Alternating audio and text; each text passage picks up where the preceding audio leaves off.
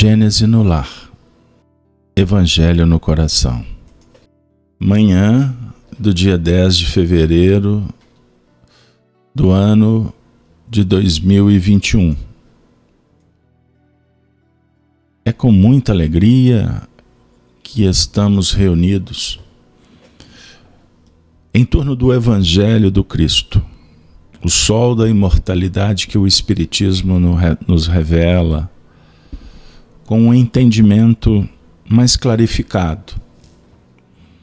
Agradecemos, ó Pai, pela oportunidade. Que a mensagem desta manhã possa chegar aos corações impregnada pelo bem, pela fraternidade, pela caridade, pela paz. E ao ouvi-la, possamos abrir o coração para acolher e nos esforçarmos com sabedoria para aplicar. E que possamos chegar ao fim nos sentindo um pouco melhores. E assim, com alegria na alma, nós vamos dar por iniciadas as reflexões da manhã.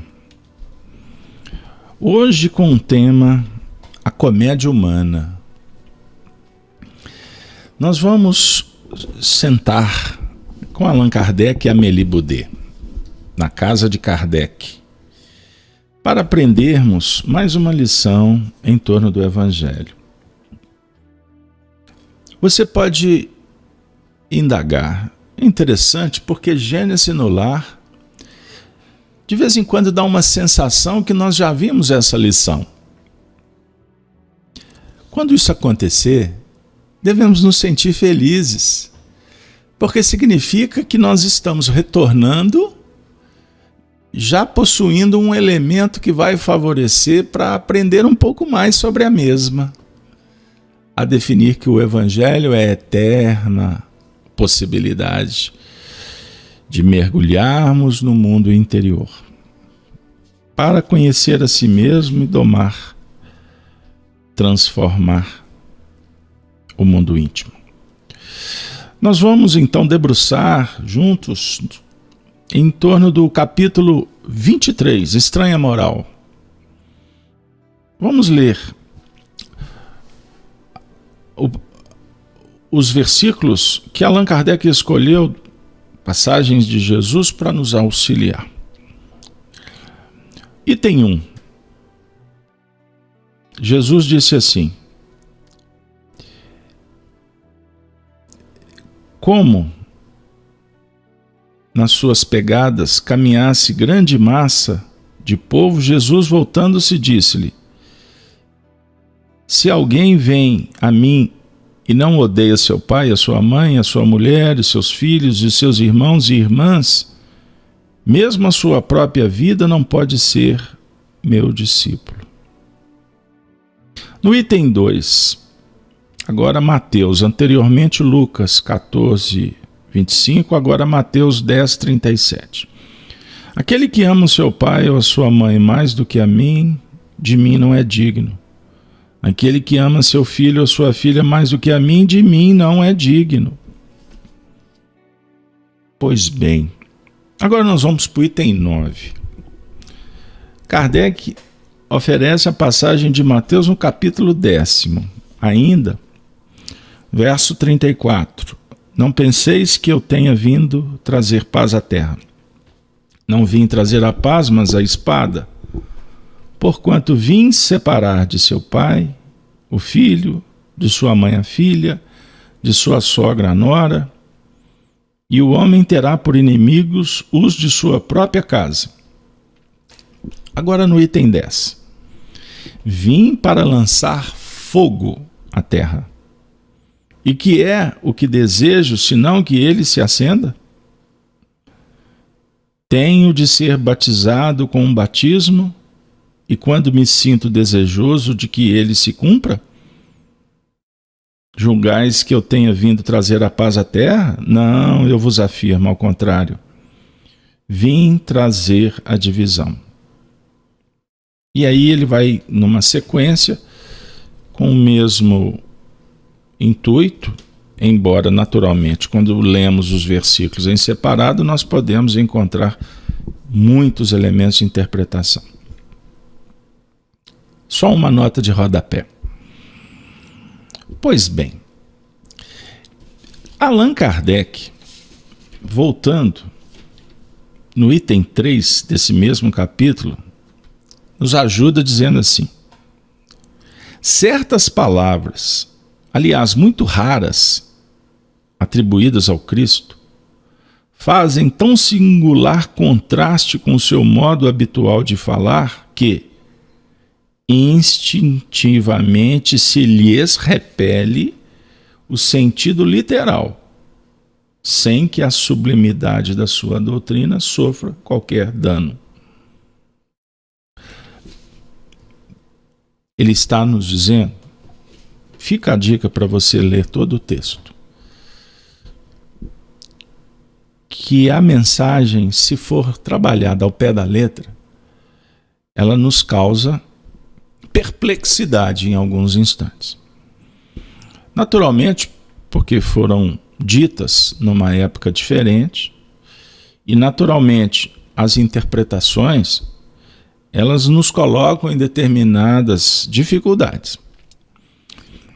Com isso, os teólogos e exegetas, ao longo dos milênios, foram interpretando, reinterpretando e ajustando de acordo com as necessidades de seus tempos. Com o Espiritismo, a chave nos foi oferecida para que a gente pudesse não morrermos na letra, mas aprofundarmos. Vale lembrar em Pedro, o discípulo, quando disse que a Escritura não pode ser de particular interpretação. Significa que estamos reunidos para interpretarmos juntos, à luz do Espiritismo. Vai uma outra nota de rodapé. Kardec nos auxilia inaugurando um tempo de interpretações espíritas. Se nós pularmos algumas décadas à frente, nós vamos ter um outro filósofo professor, discípulo de Kardec, conhecido como Emmanuel, que fez o mesmo, mostrando que o Espiritismo é a chave para interpretarmos o Evangelho do Cristo e, naturalmente, vivenciá-lo, resgatando o cristianismo primitivo para os novos tempos. Com isso, buscando Emmanuel, ele está dando uma dica para que a gente faça. Embora no meio espírita há muitos letristas que querem usar as interpretações como pedra angular de seus comportamentos. Então o Emmanuel disse, acabou. Só para dar um exemplo, já que citamos o filósofo. Naturalmente, Emmanuel é um espírito que compreende, que tem uma visão clara, profundo historiador, estudante de várias escolas, então ele tem interpretações belíssimas. Mas a ideia é que nós aprendamos para você fazer o mesmo. Ah, mas eu não vou escrever livro. Vai sim. O livro da sua vida. Então você tem que aprender a interpretar agindo e qualificando as suas escolhas, as suas ações. Mas voltando ao Espiritismo, no item 17 desse mesmo capítulo, Kardec diz assim: o Espiritismo vem realizar, na época prevista, as promessas do Cristo. Entretanto, não o pode fazer sem destruir os abusos. Como Jesus, ele topa com o orgulho, o egoísmo, a ambição, a cupidez, o fanatismo cego, os quais, levados às suas últimas trincheiras, tentam barrar-lhe o caminho e lhe suscitam entraves e perseguições. Também ele, portanto, tem de combater, mas o tempo das lutas e das perseguições sanguinolentas passou. São todas de ordem moral, as que terá de sofrer, e próximo lhes está o termo. Ponto, vou ficar por aqui. Agora eu vou dar um salto. Item 18. Estas palavras de Jesus devem, pois, estender-se com referência às cóleras que a sua doutrina provocaria, aos conflitos momentâneos a que ia dar causa, às lutas que teria de sustentar antes de se firmar, como aconteceu aos hebreus antes de entrarem na terra prometida, e não como decorrentes de um desígnio premeditado de sua parte, de semear a desordem e a confusão. O mal viria dos homens, e não dele, que era como o médico que se apresenta para curar, mas cujos remédios provocam uma crise salutar, atacando os maus humores do doente. Ao ler esse texto final, última frase, recordo-me dos princípios homeopáticos, dos similos. É o médico que oferece aquela medicação, que é o ensinamento, para que o problema, a imperfeição que está dentro, ela se apresente. Quando você toma um remédio alopata, ele tem a função de combater. Ele reage, não é? Ele promove no ambiente interior um combate a um problema, certo? Nos princípios teorizados, descobertos por Hahnemann, que é também um precursor do espiritismo, como Franz Anton Mesmer, do magnetismo animal, sobre o ponto de vista das terapêuticas, existem outros precursores, como Rousseau, Comênios, Manet de Biran, mas no campo da filosofia, da psicologia, ok? São precursores do espiritismo. A gente costuma dizer que precursores do espiritismo são os médiuns. É um ponto de vista que respeitamos, mas hoje entendemos que os filósofos são educadores que antecedem, que constroem um pilar doutrinário para a parte mais importante do espiritismo, que é a sua teoria moral conjugada com a teoria moral do Cristo. Não estou invalidando os precursores fenomênicos, mas eles sempre estiveram no mundo, na história humana. E, por sinal, foram eles que chamaram a atenção do nosso mestre Allan Kardec. E chamam a atenção de milhões de pessoas neste período pós-chegada do Espiritismo. Vamos respirar fundo, vamos acalmar, que nós vamos voltar para o Evangelho, para dizer o seguinte: o Espiritismo vem realizar na época prevista uma atividade importantíssima para se combater orgulho, egoísmo, ambição, cupidez e o fanatismo cego.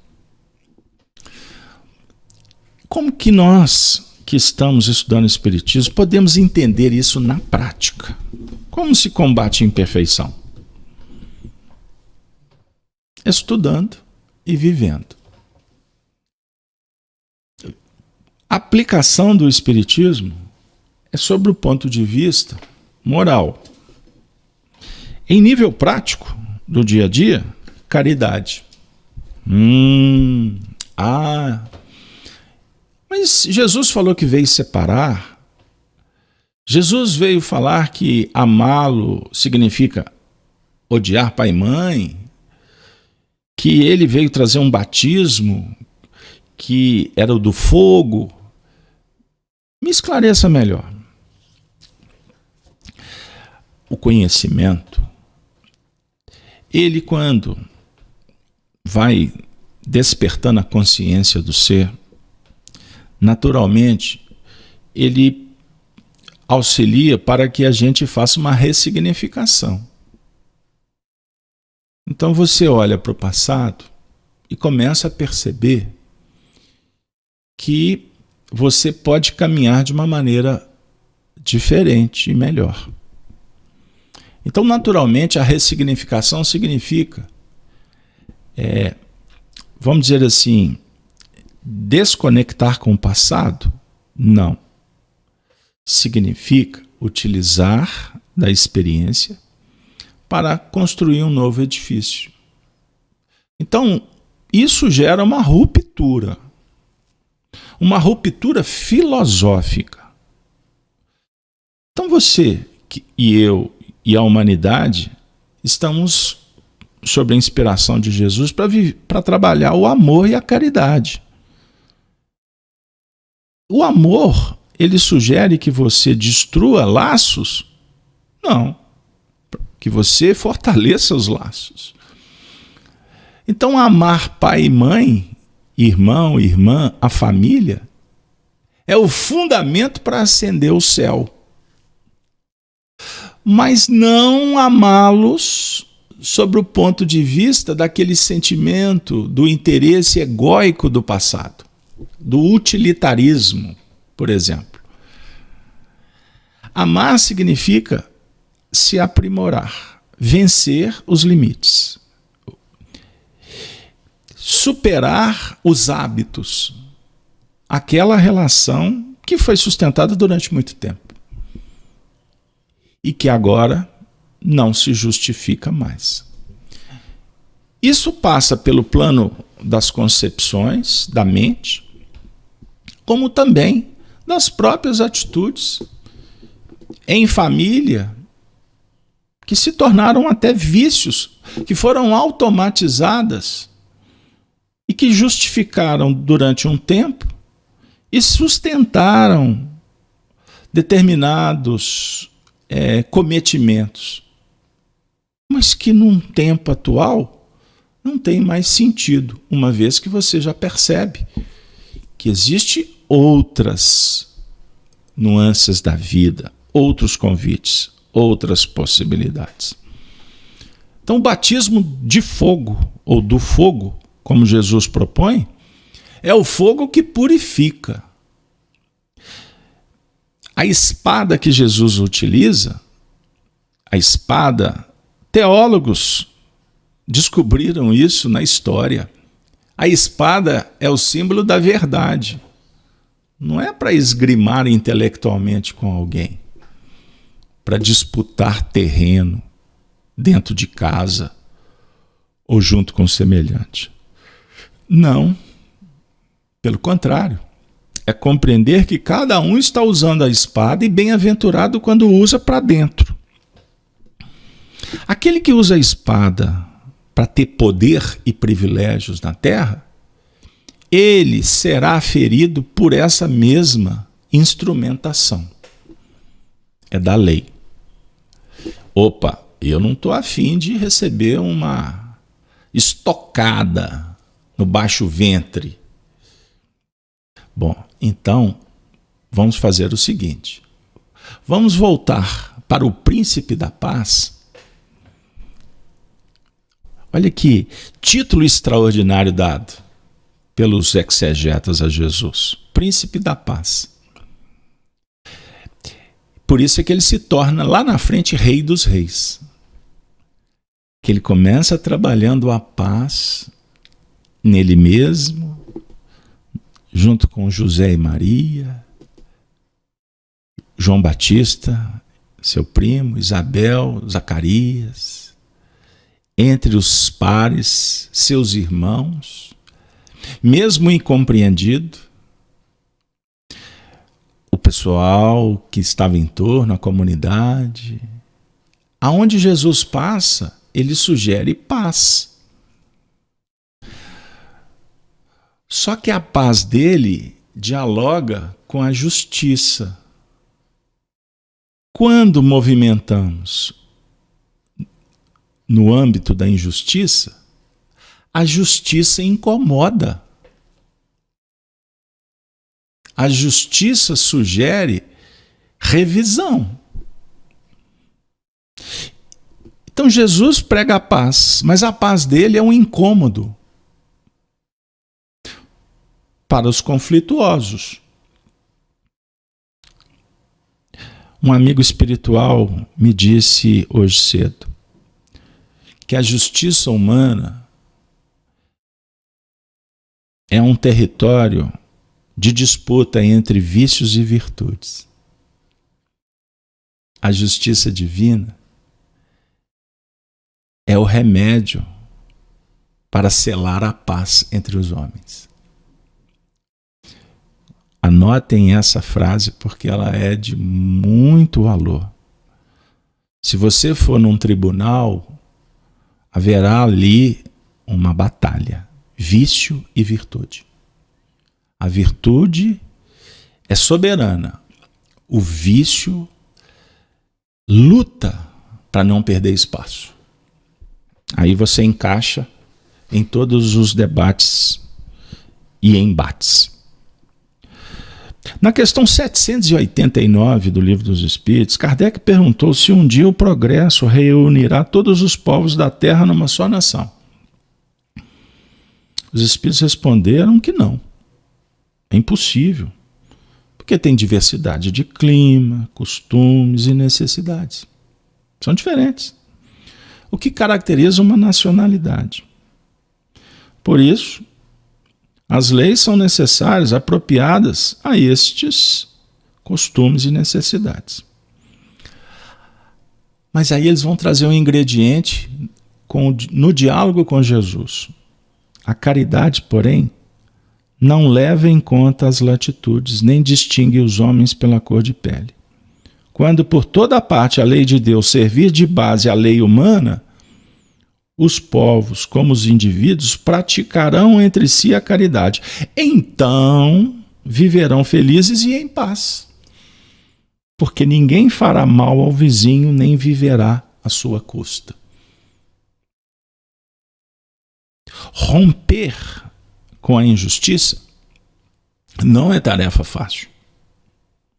Por isso, não basta o batismo da água. Reencarnação, desencarnação. É necessário o batismo do fogo. O batismo do fogo vem na sequência do batismo da água. Água, fogo. Água é vida. Reencarnação. A água é ressurgir. Certo? Para ressurgir, você precisa e renascer de conhecer e planejar. Beleza. Doutrina espírita, João Batista, Elias dialogam nesse terreno.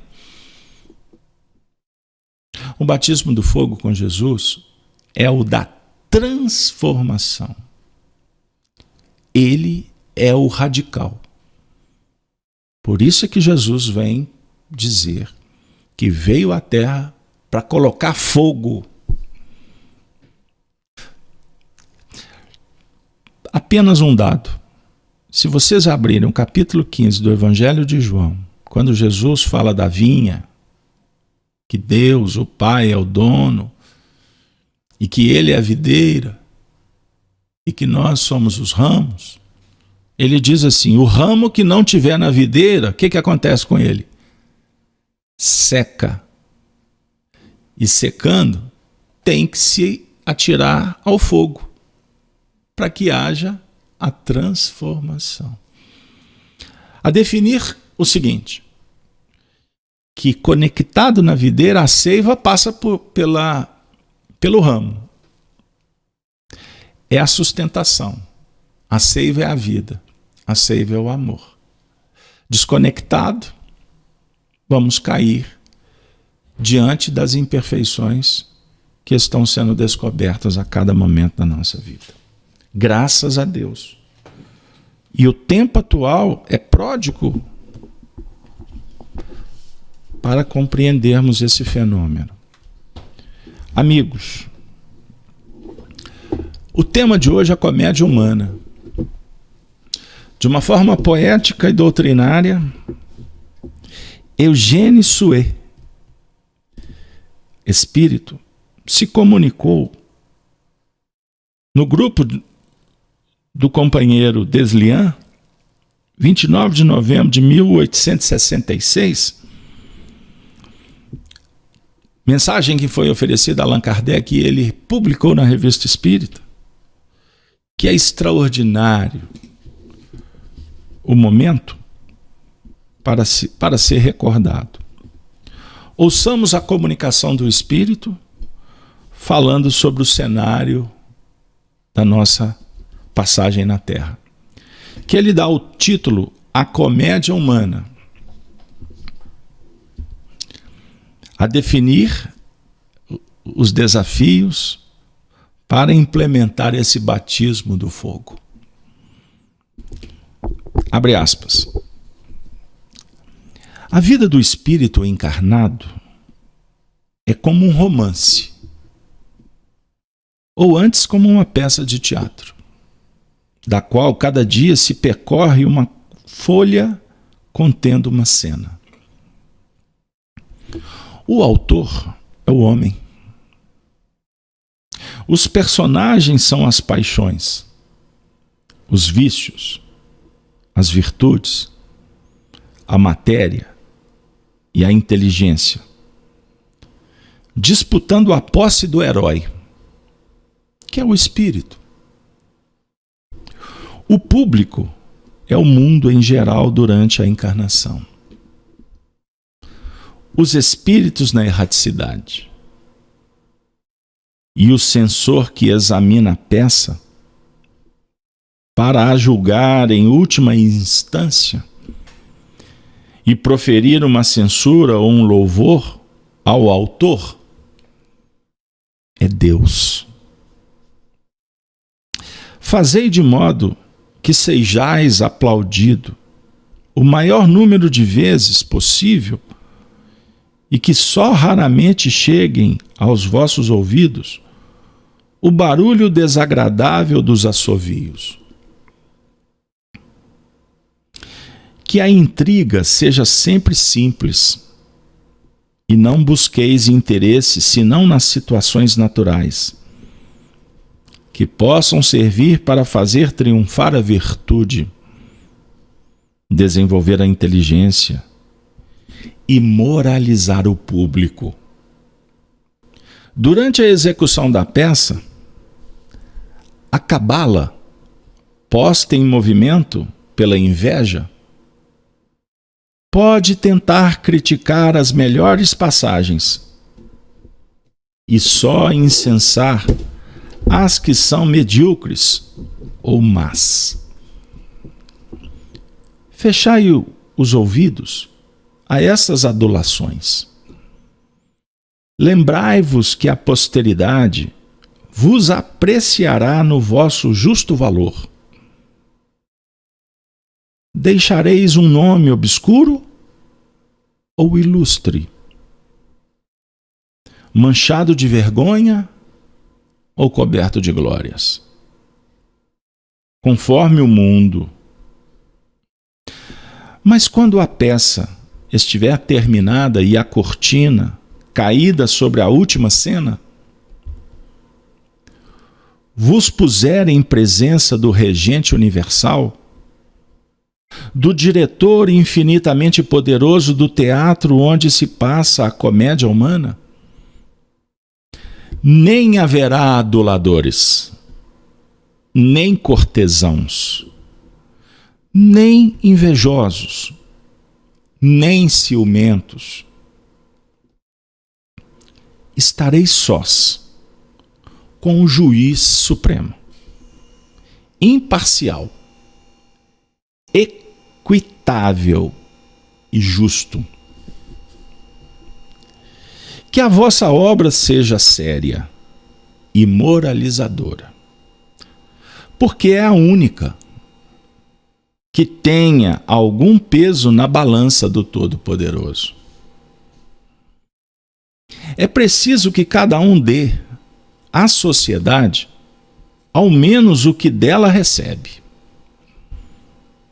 Aquele que, tendo recebido assistência corporal e espiritual, que lhe permite viver, se vai, sem ao menos restituir o que gastou, é um ladrão, porque malbaratou uma parte do capital inteligente e nada produziu. Nem todo mundo pode ser homem de gênio, mas todos podem e devem ser honestos, bons cidadãos, e devolver à sociedade aquilo que a sociedade lhes emprestou. Para que o mundo esteja em progresso, é preciso que cada um deixe uma lembrança útil de sua personalidade. Uma cena. Há mais nesse número infinito de cenas úteis que os membros da humanidade deixaram. Desde que a vossa terra serve de lugar de habitação aos espíritos. Fazei, pois, que leiam com interesse cada página do vosso romance e que não o percorram apenas com o olhar, para fechar com tédio antes de ter lido pela metade. A comédia humana, uma peça, um livro, um compêndio a ser lido pela humanidade. Emmanuel tem um texto no livro Mãos Unidas, intitulado Teu Livro. Está em perfeita consonância com esse texto. A vida na Terra é comparada a um livro que estás escrevendo. Cada dia uma página, cada hora um momento de afirmação. Não menosprezes o ensejo de criar uma epopeia de ação. As boas obras são frases de luzes que endereças à humanidade inteira. Como estamos escrevendo o livro da vida? Sintonizados com as faixas superiores que estimulam o progresso na Terra, que farão com que os homens transformados transformem o mundo, conforme essa questão citada do Livro dos Espíritos? Ou estamos deixando frases esparsas, parágrafos sem sustentação, pautados na incoerência, na mediocridade, na superficialidade? Esta reavaliação é importantíssima em todos os dias da nossa vida. E Jesus prodigaliza esse envolvimento fraterno, movimentado, portanto, pelos espíritos que estão sugerindo um mundo melhor. Que a gente possa sintonizar, não só no nosso encontro do Gênesis pela manhã, nos nossos estudos, mas em todos os momentos. Como posso fazê-lo? Prece silenciosa e atenção à voz da consciência. Pois as dicas batem no momento oportuno que abrimos para recolhê-las. Pedi e obtereis. Não vos deixarei órfãos, afirmou Jesus nesse instante de transformação. Isso nos fortalece. Isso nos dá condição, dignidade para seguir adiante. Mesmo com tantos problemas no caminho. Aliás, são eles que nos fazem crescer. Que a gente possa, unidos, em oração, agradecer a oportunidade de termos ainda um intercâmbio com os amigos que estão numa condição igual à nossa, que nos fazem lembrar dos que estão em situações piores do que as nossas, que passam pelas expiações dolorosas, pelas rudes provas, estando eles nos cárceres, nos leitos, enfermados, nas regiões de purgação, de expiação e arrependimento, ou perdidos pelo caminho da vida, se julgando detentores da verdade. Há muitas nuances no que remonta ao sofrimento humano. O nosso, quando olhamos para frente, perdem o tamanho, o vigor que a gente vinha dando para eles. Uma vez que, olhando para frente, a gente observa que temos que construir. E não dá para ficar perdendo tempo discutindo o sexo dos anjos ou observando o erro do semelhante. Já basta os nossos. Observemo-los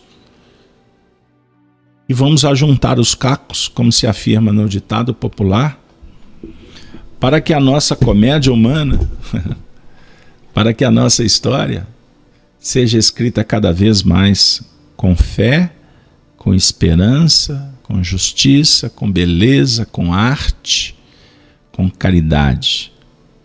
Assim a gente caminha, quanto a humanidade, na direção da felicidade. Agradecemos a presença espiritual entre nós, dos benfeitores, rogando que eles estejam sempre e que nós possamos procurá-los e ouvi-los. Que Deus nos abençoe. Ave Cristo.